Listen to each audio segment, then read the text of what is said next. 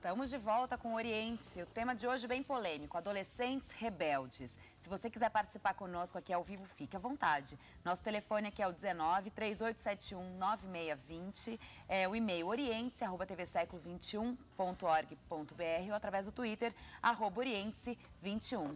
Nós estávamos falando aqui sobre os pais que às vezes têm algum tipo de vício, se drogam ou então fumam seu cigarro ou bebem demasiadamente. Como é que é isso quando o filho cresce nesse ambiente e daí o pai fala assim, mas você não pode? Como que é isso? Sem autoridade nenhuma, né? Não tem autoridade nenhuma, né, pra falar. Dá pra ter, né? Eu sou filha, meus pais, tanto meu pai como minha mãe, fumaram a vida inteira. Eu lembro da minha mãe cozinhando, fumando, tudo fumando. Só que assim, por um outro lado, eu e minha irmã nunca fumamos. Porque aquilo era tão ruim dentro do contexto familiar, eu nunca gostei, mas eu lembro assim, que às vezes eu chegava e falava, mãe, vou começar a fumar. E ela tinha essa reação, imagina. E eu falava com o objetivo até de que ela parasse. Não por mim, mas por ela, porque eu não tinha vontade nenhuma. E eu falava, mãe, eu vou começar a fumar junto com você. E ela brigava comigo. Ela, não fume, não sei o que. Mas não tem. Quando a gente não é um exemplo, que eu falo, o exemplo vale mais do que 1000 palavras. A tua atitude vale mais. Né? Então, quando o filho vê, olha, meu pai não fuma, minha mãe não fuma, ou não bebe, ou aquela coisa do beber socialmente, mas ninguém fica embriagado dentro de casa, sim, aí é a postura dele parar e pensar, poxa, eu tenho esse exemplo dentro de casa. Mas, né? Débora, eu acho que sim também.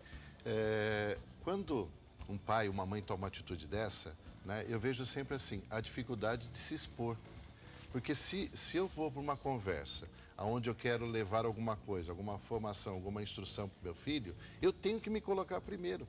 Eu não posso me ausentar do assunto, né, do tema, do conflito. Né? Então, acho que essa é a grande dificuldade também, quando um pai hoje acaba sendo autoritário, né? Acaba tendo sua distância no relacionamento com o filho. E muitos que se escondem naquela história de que eu trabalho o dia inteiro, eu me mato com 2 empregos para poder sustentar, dar melhor escola, dar melhor isso. Isso para mim sempre é aquela história do pai que abre o jornal e a família está se pegando e eu não tenho nada a ver com isso. Missão cumprida, né? Então, acho que assim, numa situação dessa de mamãe e papai que fumam, é isso. Não dá para conversar com os filhos. Então, eu vou proibir. Pronto, acabou. Agora, padre, nenhuma família é perfeita, né? E ninguém tem. O assunto hoje está muito sério, aliás, né? O assunto está muito sério, né? Mas é porque nós estamos pegando só assim, né? O rebelde, o rebelde, o rebelde. Mas antes do rebelde vem a palavra adolescente, é verdade. Né? Antes de toda a família vem ser humano. Então, delícia ser adolescente, né? E todos os pais foram adolescentes, e todos os pais passaram por uma situação de rebeldia. Memória curta. Todos os pais devem ter algum defeito, lógico, claro. Né? Então, o que também não pode dentro de uma família é o pai e a mãe se colocarem como as figuras modelo, né? Magmas, assim, perfeitas, né? E intocáveis. Então, eu acredito também que numa relação humanizada dentro da família, o filho perceba que os pais também têm os seus defeitos, que os pais também têm suas dificuldades, e isso sendo aberto dentro de uma família, fica muito mais tranquilo, com certo? Certeza. Então, esse adolescente, ele passa a ter um senso crítico. Olha, a minha mãe é muito estressada, olha, ela precisa tomar calmante, sabe? Então, você começa a entender, porque ninguém é perfeito, não existem pais perfeitos, né? Agora, quando a gente vive num ambiente humanizado, onde esses problemas são colocados de forma aberta, olha, o teu pai é estressado, ou a tua mãe não tem paciência, ou o teu pai fuma demais, tal. Então, a criança, o jovem, ele já vai crescendo com um discernimento. Com a realidade, não com a fantasia de quem são os pais. Então, a gente não pode passar uma visão hipócrita para os nossos filhos. Olha, não grita, e você é uma estressada. Na hora do trânsito, é o primeiro. Né? Isso, você solta um palavrão, aí você fala, olha, mamãe não quer que você fale palavrão, né? E ele vê o tempo todo você estressada. Então, eu acho que não dá. Eu acho que o ambiente humanizado é isso, onde a gente assume as nossas falhas, os nossos problemas, tal, e a gente tenta ajudar o outro, porque eu acho que essa é a grande sacada hoje da sociedade. Mas eu acho que o grande ensinamento de Jesus foi exatamente isso, descobrir o outro. Quando ele fala amai-vos, né, uns aos outros, é que eu preciso descobrir o outro, ter respeito para o Ter outro, respeito dar pelo espaço outro, para o outro, acolher a necessidade do outro. Quando ele fala, por exemplo, ontem era tão bonito o Evangelho, falava sobre não quero sacrifício, eu quero misericórdia, né? E a palavra misericórdia significa olhos nos olhos. Então, vem pai, vem aqui no chão comigo. Pai, senta aqui comigo, veja isso, né?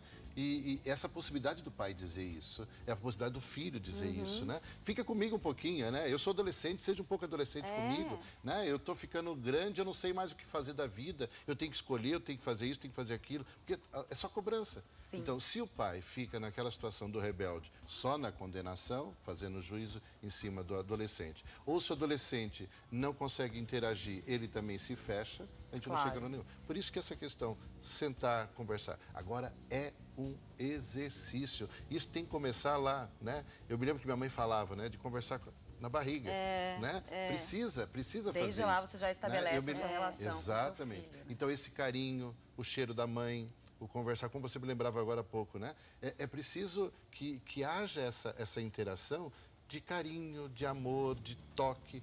Eu vejo, por exemplo, pais que não se tocam e resmungam dos filhos que não contam quando eles vão.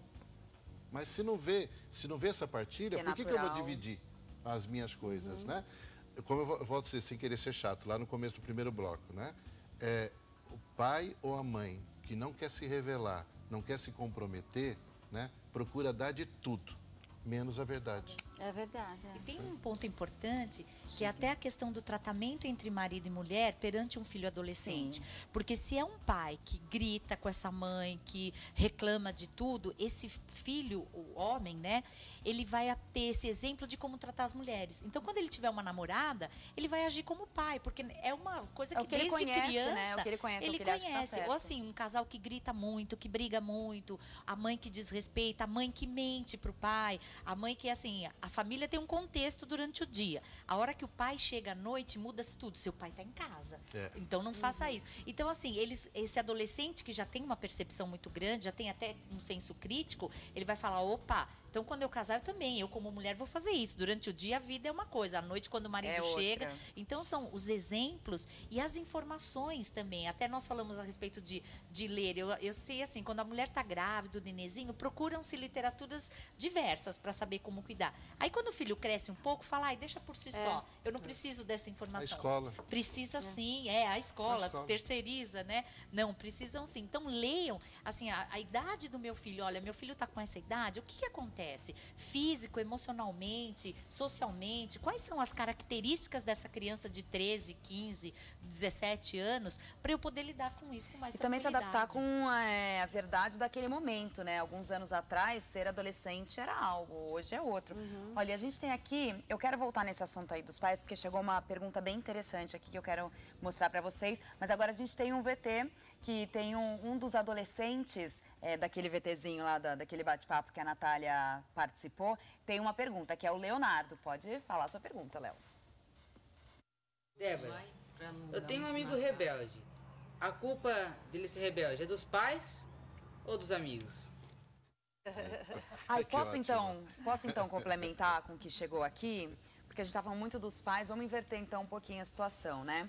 Então a Milena de São Paulo, ela fala assim, eu tenho 12 anos, sou boa aluna, tenho muitos amigos, nunca dei trabalho nem na escola nem em casa. Por eu gostar de ficar mais tempo sozinha e quieta no meu quarto, a minha mãe começou a achar que eu uso drogas. Ela me bate, revista os meus amigos que vão em casa, me acusa, não deixa mais eu sair. O que eu faço se ela não acredita em mim? Nossa! Essa vai virar uma revoltada. Como ela chama? Milena. Milena. A Milena. O que fazer numa situação dessa? Eu acho que ela precisa buscar ajuda de um adulto para ajudar balancear- no pra adulto balancear nesse esse contexto diálogo com a mãe. familiar, né? Para ajudar nesse diálogo com a mãe, porque ela com 12 anos, provavelmente ela não consegue, né? Dialogar com a mãe, e essa mãe acho que não está ouvindo ou percebendo e tal. Então, eu acho que ela precisa da ajuda de um adulto ali para orientá-la e para interagir melhor com essa mãe, né? E até alguém de fora, externo, ajuda alguém bastante. externo, Né? Porque aí consegue se conversar com mais liberdade, com mais tranquilidade. Então, o adolescente que teria que buscar a mãe como referência, nesse caso... muitas vezes, Gente, porque sabe o que acontece? Muitas vezes a imaturidade do pai, a falta, sabe, de informação e O ela medo leva, mesmo, o medo mesmo. Você vive numa cidade... Qual o risco dessa adolescente se rebelar? Daí, realmente, então tá bom, já que a minha mãe pensa assim, então... Como, né? Como o Léo perguntou assim, é culpa dos pais, é culpa dos amigos? Alguém tem culpa realmente? Então, ali no caso da pergunta do Leonardo, né, existem comportamentos diferentes. Então, um adolescente é mais estourado que o outro é mais introvertido e tal. Então, isso também já é uma característica pessoal de cada um. Né? Cada um reage Além a da uma fase situação. do adolescente. Além da fase, né, da rebeldia, tem a questão da personalidade, né? Então, isso é um fato. Agora, quando essa rebeldia ela se transforma em agressividade, aí já é algo que vai prejudicar a ele mesmo e vai prejudicar os demais, né? Então, aí, eu acho que nesse caso não tem culpados. A gente tem que buscar o equilíbrio nessas situações, né? Mas lembrando sempre que a família tem que ser o porto seguro desse jovem. Sim. Então, é tanto positivo quanto negativo. No caso dessa pergunta que você falou, no caso, essa filha vai ficar rebelde em função da mãe. A culpa é da mãe que não está tendo uma postura correta, né? Mas parece que ela já tem um discernimento, né? O que ela faz? Ela já está buscando ajuda. Bastante madura. Isso. Bastante madura. Então, quando ela manda esse e-mail para cá, eu sinto que ela já está pedindo ajuda. Claro. Né? Que ela já está precisando de ajuda. Então... Muito bem. E olha, tem uma outra questão aqui.